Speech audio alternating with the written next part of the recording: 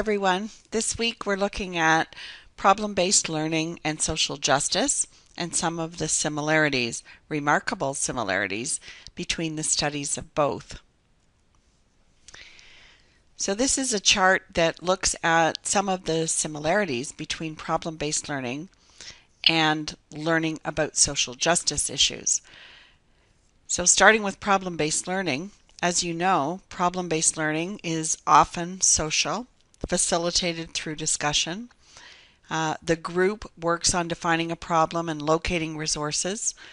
The problems themselves may not be clearly defined. They might be ill-defined problems, and they might require very complex, multifaceted solutions.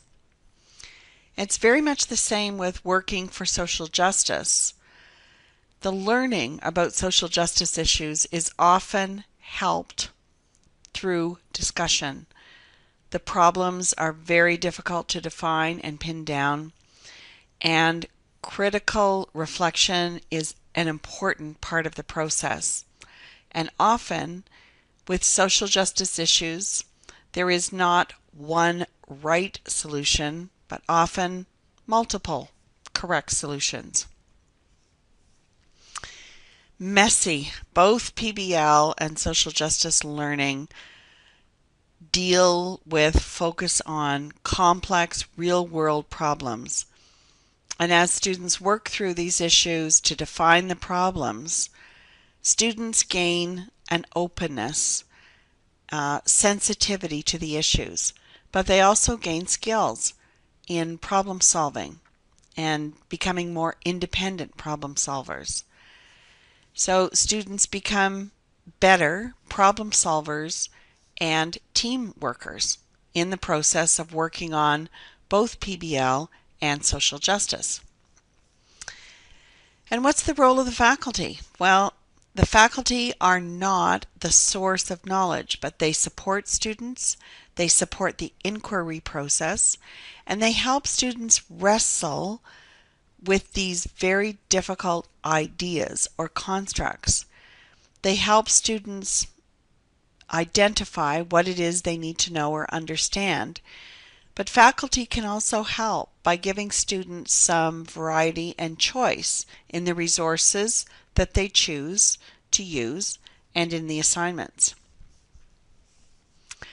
Next, we're going to look at some theoretical frameworks that underpin learning about social justice. One of them is called critical pedagogy. And critical pedagogy does not mean that you are critical about pedagogy, but it's a kind of pedagogy that questions whose knowledge is valued, whose ideas are being taught in schools and colleges and in the workplace, and whose voices are heard and whose are silent. So, for example, when you went to school, whose curriculum did you study? Was it mostly about European wars? Was it mostly about what men did during the wars? Whose voices were you listening to and whose voices were silent?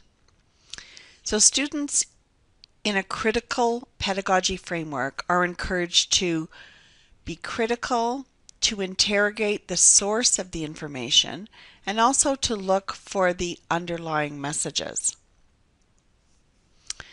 There are two other theoretical frameworks that come to mind when thinking about learning about social justice. One of them is Mesereau's work on experiential learning. Mesereau said that we learn from our experience. But when all of a sudden we come upon a new idea that's in conflict with what we knew earlier, we go through a process like an aha moment that's kind of like a conflict between what you're learning now and what you experienced in the past. And this, Mesereau terms, is a transformative moment. So Mesereau talks about transformative kinds of education. Freire talks about a concept that's called conscientization. Freire worked to help adults learn to become literate. And Freire felt that adults first had to understand that there were forces that kept them from learning. These forces he called oppression. So he worked with peasants and helped them to understand that there were systems of oppression that kept profit in the hands of a few people and made life very difficult for many people. And this was the process through literacy, really, that Freire called conscientization. So now you're ready for your final problem-based learning assignment, which will take you through weeks 10 to 12. What you are to do with this assignment is selecting from the case study links that are found in your syllabus.